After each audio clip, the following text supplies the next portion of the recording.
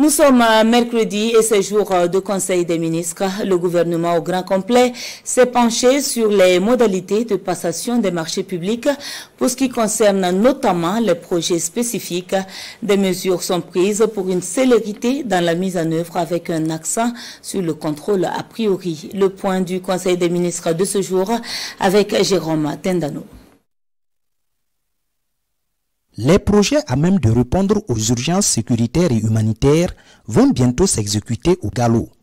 Le décret adopté dans ce sens à ce rendez-vous de l'exécutif fixe les modalités de passation des marchés pour les projets dits spécifiques.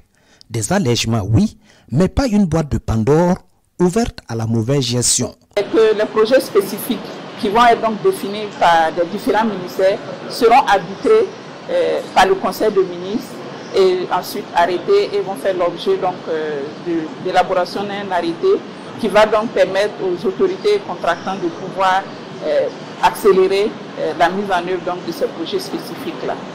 Autre innovation, c'est la question du contrôle, surtout le contrôle a priori, sur lequel on va devoir mettre donc un accent assez important pour permettre à l'ensemble des institutions de contrôle, la SCE, l'IGF et toutes les structures de contrôle au niveau des différents ministères de pouvoir jouer donc un rôle pour le contrôle de ces différents marchés qui vont être passés. La législation actuelle du Burkina en matière de services financiers décentralisés est également passée au pain fin.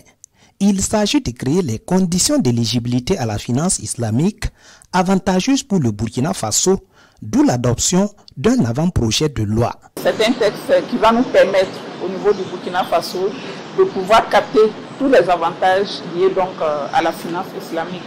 Comme on le sait tous, qui est un nouveau mode de financement avec tout ce qu'il y a comme avantage donc, autour de cette finance islamique.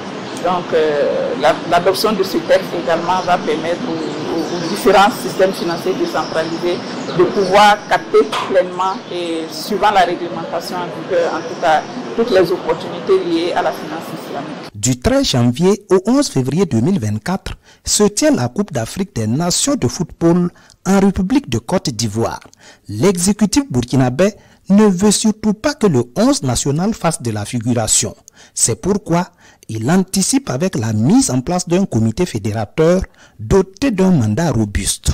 Le comité va avoir à définir la composition et la taille de la délégation, valider et suivre, superviser le plan de préparation des étalons, mobiliser les moyens humains, matériels et financiers, définir les mécanismes de transport, d'hébergement et de restauration de la délégation et aussi faire des propositions de mobilisation des Burkinabés de l'intérieur comme de l'extérieur et surtout de la communauté burkinabé vivant en Côte d'Ivoire à une union sacrée autour de notre 11 national. Le Conseil des ministres donne également carte blanche au comité d'entreprendre toute initiative qu'elle juge nécessaire pour peu qu'elle contribue à augmenter les chances des étalons de remporter la CAN Côte d'Ivoire 2024.